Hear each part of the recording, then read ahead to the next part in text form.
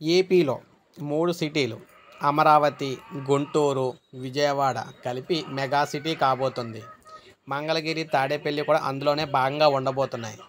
So, CM Chandrababu గారు master plan అయితే విడుదల చేశారు.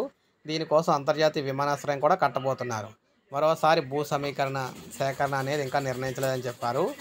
సో, రైతులు కోరుకుంటే చేస్తామన్నారు. సో, మొత్తంగా చూసుకుంటే భవిష్యత్తులో అమరావతి, గుంటూరు, మంగళగిరి, తాడేపల్లి, విజయవాడ అన్నీ కలిపి మెగా సిటీగా సీఎం చంద్రబాబు మాస్టర్ ప్లాన్ రూపొందించారని పురపాలక శాఖ మంత్రి గారు చెప్పారు.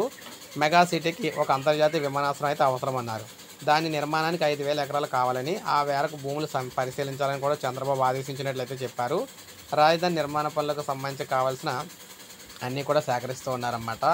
భూసేకరణ ద్వారా భూములు తీసుకుంటే రిజిస్ట్రేషన్ ధర కంటే 2.5 రెట్లు మాత్రమే ఎక్కువ అయితే వస్తుంది. సమీకరణ ద్వారా అయితే రైతులకు ప్రయోజనం ఉంటుంది. అందుకే వారు అదే కోరుకుంటున్నారు.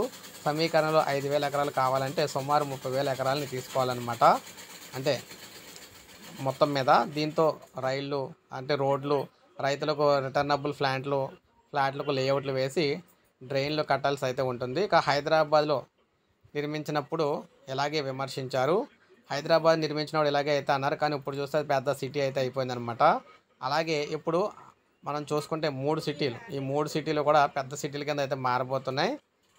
మొత్తం మీద ఏడాదిలో అధికారుల భవనాలు కూడా పూర్తి కాబోతున్నాయి. సో, ఏది ఏమైనా మొత్తం మీద చూసుకుంటే ఈ అన్ని సిటీలు కలిపేసి పెద్ద సిటీ అయిపోతుంది. హైదరాబాద్ కంటే పెద్ద సిటీ అయితే ఏపీలో అయితే తయారు కాబోతోందనమాట. సో, ఏపీలో పెద్ద సిటీ ఏదంటే విశాఖపట్నాన్ని దాటిపోయి, హైదరాబాద్ని దాటిపోయి విజయవాడ, గుంటూరు, తెనాలి, మంగళగిరి, తాడేపల్లి, అమరావతి ఇవన్నీ కలిపి రాజధాని అమరావతి అయితే కాబోతుందన్నమాట. సో, ఇది అప్డేట్. ఒక లైక్ చేయండి, సబ్స్క్రైబ్ చేసుకోండి, మన ఛానల్ సబ్స్క్రైబ్ చేసుకోండి.